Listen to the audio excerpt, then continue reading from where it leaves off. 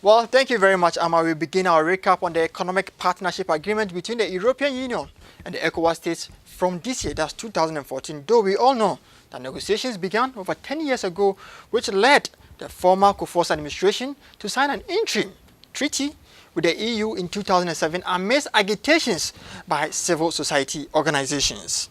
Discussions has now heated up after cost-benefit analysis by civil society organizations revealed that Ghana will be losing annual tax revenue of over $300 million per year, a resultant collapse of indigenous manufacturing industries, while each ECOWAS state stands to lose $1.8 billion annually in import tax revenue.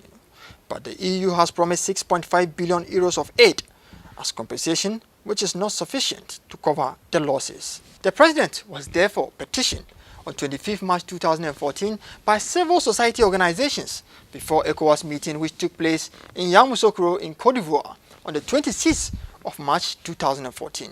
The Europeans are desperate to lock in a competitive advantage in the face of losing space in their colonies. It's important to understand where this thing is coming from. If you look at what we'll be losing from trade revenue, it's way more than what we'll be getting in Egypt. It is extremely unwise, extremely reckless, okay, to proceed to put pen to paper to something so binding, so sweeping, whose terms we are not even fully sure of yet. What we know of now is bad enough. What is likely to come to complete the agreement is going to be a lot worse. In all of this, the former Deputy Governor of the Bank of Ghana, Dr. Mahmoudou Bawumia, has also cautioned ECOWAS officials to be very strategic. That was before the meeting.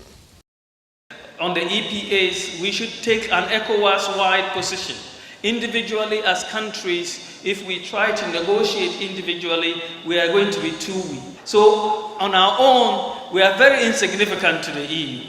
But as ECOWAS, if we take the whole ECOWAS bloc and negotiate as a group, then we will get better terms in the negotiations. Though a conclusion was not reached at the meeting between the EU and the ECOWAS states, government proposed a national forum with the civil society groups.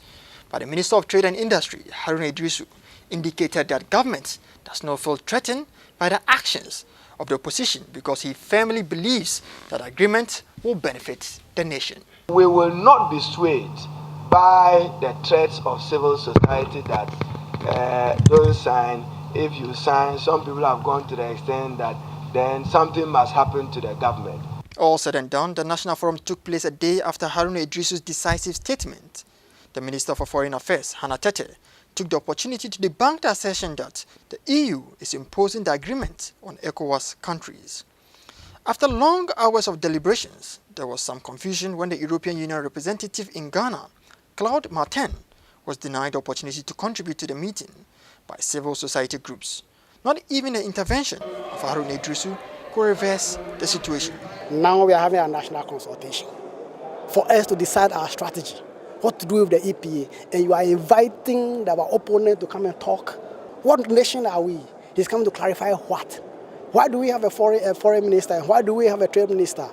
But from all indications, it seems government has already taken a stance, which has been confirmed by the president in this year's State of the Nation's address.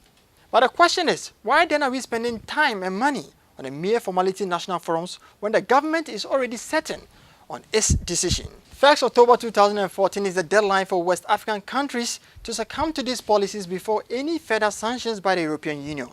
And with the President John Dramani Mahama now ECOWAS chairman, many are those who want to know whether Ghana will be taking the right decisions.